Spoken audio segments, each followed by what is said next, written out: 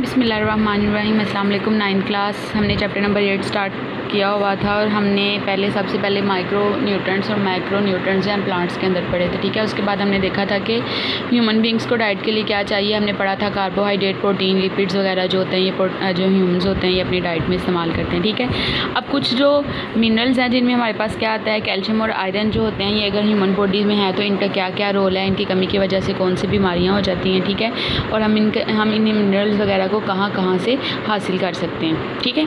सबसे पहले हमारे पास आता है कैल्शियम। कैल्शियम क्या करता है, हमारे बोन्स और टीथ के लिए बहुत ज़्यादा ज़रूरी है। आपको पता है हमारी जो हड्डियाँ होती हैं वो भी कैल्शियम की होती हैं और हमारे जो बोन्स वगैरह होती हैं वो भी, टीथ वगैरह भी होते हैं वो भी किसके होते हैं, कैल्शियम के होते हैं, ठीक है। तो कैल्शियम जो होता है बोन्स और टीथ की डेवलपमेंट और मेंटेनेंस के लिए बहुत ज़्यादा ज़रूरी है। दूसरा, ये सेल मेम्ब्रेन, सेल की आउटरमोस्ट कवरिंग जो होती है उसे सेल मेम्ब्रेन कहते हैं, उसको मेंटेन करता है। कनेक्टिव टिश्यूज़ ऐसे टिश्यूज़ होते हैं जो हमारे बोन्स में पाए जाते हैं, ठीक है। उसके लिए काफ़ी ज़्यादा ज़रूरी है। इसके अलावा कुछ एंजाइम्स को एक्टिवेट करता है ताकि एंजाइम जो है अपना काम मुकम्मल तौर पर परफॉर्म कर सके। कैल्शियम जो होता है एड्स कहते हैं हेल्प करता है किसके साथ, ब्लड क्लोटिंग में। ब्लड क्लोटिंग में भी ये हेल्प करता है। अगर कहीं पे इंजरी वगैरह हो गई है तो ब्लड क्लोट होता है थोड़ी देर बाद, ये किसकी वजह से होता है, कैल्शियम की वजह से होता है। दूसरा, हमारी बॉडी में एक प्रोटीन पाई जाती है एंजाइम के फॉर्म में जिसका नाम है फिब्रिनोजन, वो इसमें हेल्प करते हैं। अब सोर्सेज क्या हैं कैल्शियम के, कहाँ से लिया जाता है। कैल्शियम लिया जाता है मिल्क से, चीज़ से, एग योक, अंडे की जो जर्दी होती है उससे, बीन से, नट से, कैबिज वगैरह से, ठीक है, गोभी वगैरह से।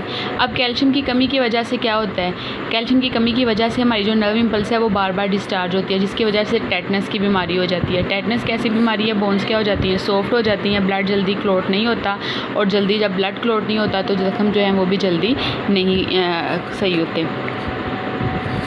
Good calcium nutrition along with low salt and high potassium intake prevents from hypertension and kidney stones. कहता है अगर हम कैल्शियम अच्छी लेंगे अपनी डाइट के थ्रू जिसमें हमारे पास पोटाशियम का इंटेक ज़्यादा होगा लेकिन साल्ट का इंटेक क्या होगा, कम होगा, ये हाइपरटेंशन यानी टेंशन से बचाएगी और किडनी स्टोन वगैरह की जो बीमारियाँ होती हैं इससे भी बचाएगी, ठीक हो गया। आगे हमने देखना है आयरन को। आयरन जो होता है ये ऑक्सीजन ट्रांसपोर्ट में हेल्प करता है, स्टोरेज में हेल्प करता है, ये हीमोग्लोबिन का कंपोनेंट है। मैंने आपको बताया था हमारे ब्लड में एक पिगमेंट पाया जाता है जिसका नाम होता है एचबी हीमोग्लोबिन है। इसने क्या करना होता है, अपने साथ ऑक्सीजन को अटैच करके ब्लड के साथ ऑक्सीजन ले लेनी होती है। अब ये ब्लड कंटेनिंग हीमोग्लोबिन जिसके पास ऑक्सीजन है ये ब्लड बॉडी के जिस हिस्से पे जाएगा वहाँ पे जाके ऑक्सीजन को ट्रांसपोर्ट करता जाएगा, तो ये हीमोग्लोबिन का काम होता है। तो हीमोग्लोबिन जो होता है वो किससे मिलकर बनता है, आयरन से। और मसल सेल्स में भी एक प्रोटीन पाई जाती है जैसे हीमोग्लोबिन होता है, ठीक है, पिगमेंट, और मसल सेल में जो पिगमेंट होता है वो मायोग्लोबिन होता है। ब्लड का कलर रेड होता है क्योंकि उसके अंदर जो पिगमेंट होता है वो हीमोग्लोबिन होता है। मसल सेल्स के अंदर जो होते हैं वो वाइट कलर का होता है इसलिए उसका पिगमेंट क्या होता है, मायोग्लोबिन।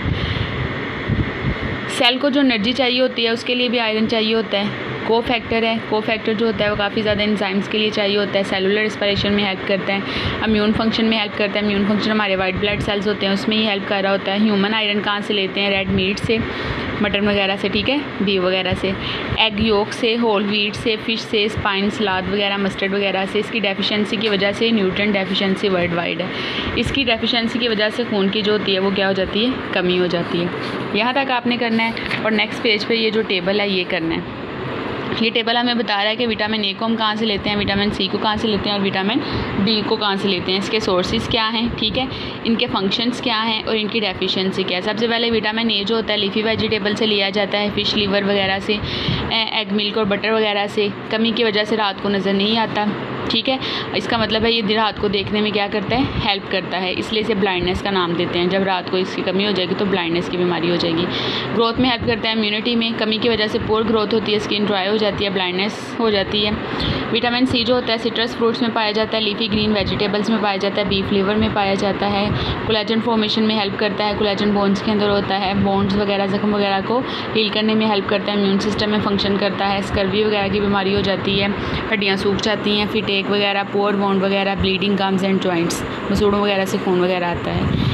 फ़िश के लीवर में पाया जाता है ऑयल, उसके जो ऑयल हासिल किया जाता है फ़िश के लीवर से उसमें विटामिन डी होता है। मिल्क में पाया जाता है, घी और बटर में, सिंथेसाइज बाय स्किन।